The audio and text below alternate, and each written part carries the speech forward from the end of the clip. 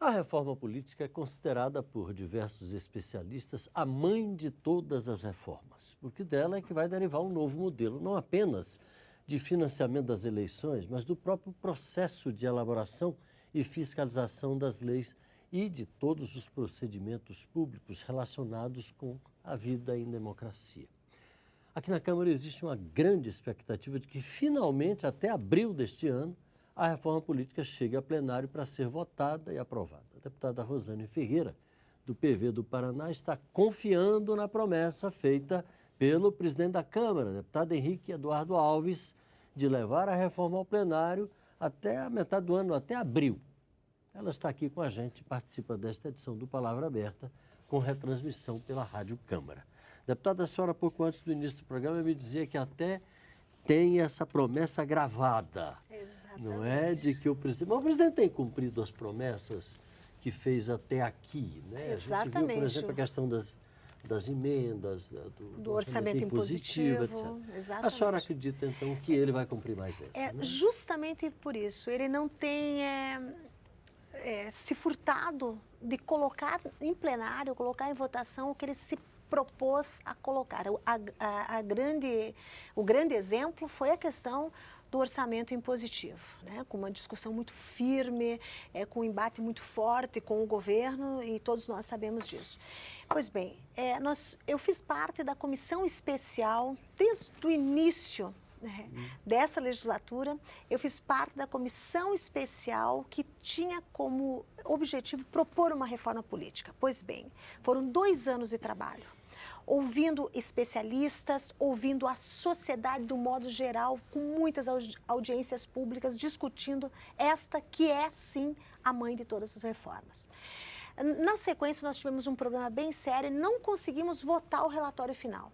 Aí, por uma vontade do presidente, foi criado um grupo de trabalho onde nós propomos uma reforma do processo eleitoral, que não é a reforma política, né? Não dá nem para chamar de mini. Aliás, essa confusão se foi uma estabeleceu confusão durante muito tempo. Exatamente. Né? Aquilo foi... chamando reforma eleitoral de reforma política. Reforma política é uma coisa muito mais. Muito maior. E aquilo é do processo eleitoral, né? Das votações, propriamente dito, da questão, é uma outra questão. Nós voltamos agora, e ele criou esse grupo de trabalho, e esse grupo de trabalho elaborou uma proposta sintetizada que vai fazer parte de uma PEC. Já foi acatada e já está tramitando na casa em forma de PEC. Como uma PEC, uma proposta de emenda à nossa Constituição. E lá tem questões importantes. O voto distrital, que vai aproximar o eleito do eleitor. Isto é fundamental. Só para você ter uma ideia, Paulo, de 390... Implica num fantástico barateamento. Mas não tenha dúvida, eu acho que é o grande lance. O meu estado, por exemplo, o Paraná, seria dividido em 4 grandes distritos, e esses distritos elegeriam a metade das cadeiras da casa aqui, e a outra metade, nós temos 30 cadeiras na casa, e as outras seria pelo sistema atual. Pelo sistema atual. Isso iria fazer com que nós nos aproximássemos. Eu vou dar um exemplo. São 399 municípios no meu estado. Eu tive votos em 319 e fui em 19. Alguns votaram por conta da legenda e tal. Mas é óbvio que eu tenho um vínculo muito maior com a região onde eu estou inserida, onde eu resido.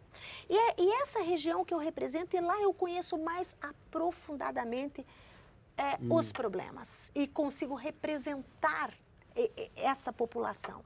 Alguns municípios onde eu tive voto, eu sequer conheço esse município, e aí o compromisso diminui muito. Você me entende? Então, o voto distrital é importantíssimo. A reforma que nós também vamos propor... Financiamento público está lá também? Né? Financiamento...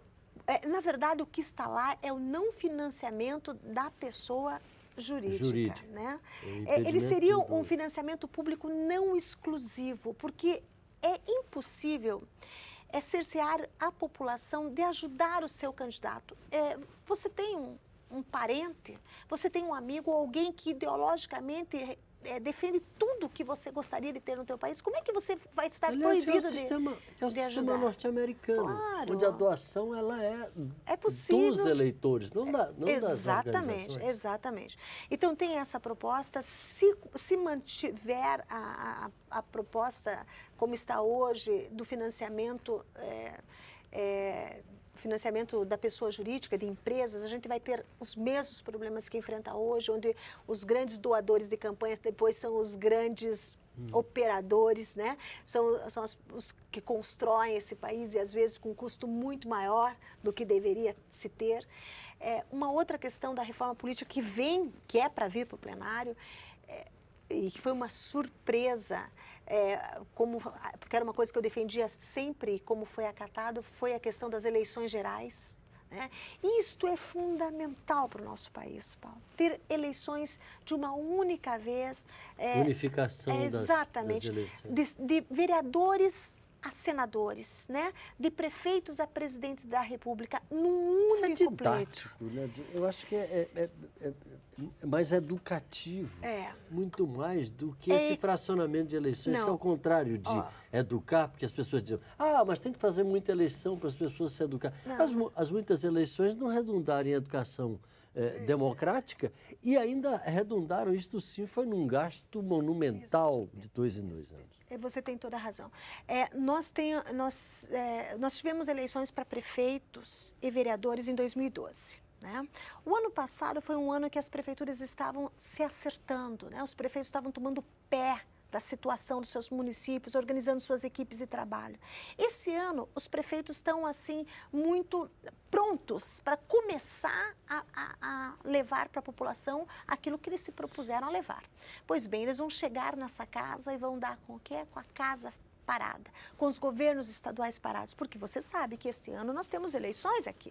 E o que acontece? A casa para, os governos estaduais param. Então, não é possível ter eleições a cada 2 anos da forma com que vem acontecendo. O que mais me preocupa são os orçamentos não serem casados, não se planejar esse país por inteiro. Um planejamento sistêmico. Exatamente, pensar esse país por inteiro. Então, a cada 2 anos, nós sofremos uma solução de continuidade, ou seja, uma interrupção no desenvolvimento desse país. Esse ano, o que nós vamos fazer esse ano, Paulo? Nós temos um carnaval que será em março, nós temos a Copa do Mundo em junho, aí nós temos a campanha julho, agosto, setembro e eleições em outubro. Abertura das convenções, a partir daí... Que ano que nós temos de processo, com tudo para votar, com tantas coisas para acertar.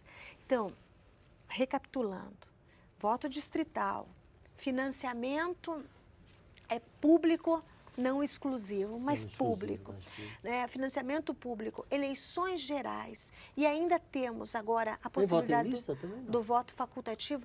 O que se quer é a metade, no voto distrital, era poder ter... Fazer o voto distrital, aquele sistema que a senhora mencionou. Exatamente. Metade vai para o geral, outra e a metade vai para o distrital. Mas hoje nós votamos em lista, só que a lista... Hoje nós já votamos em lista, certo? Só que é uma lista aberta, e que ela se ordena com o resultado das urnas. Essa vai ser pré-ordenada. Essa é para ser. Eu acho que isso não passa. Isso eu acho muito difícil. Mas a ideia e a minha expectativa é que nós tenhamos uma reforma política votada em plenário em abril. Em abril. Em abril. Confiemos. Confiemos. Muito obrigado, deputada Rosane Ferreira, do PV do Paraná, com a gente aqui no Palavra Aberta. E a você de casa, muito obrigado pela audiência. Um abraço e até a próxima.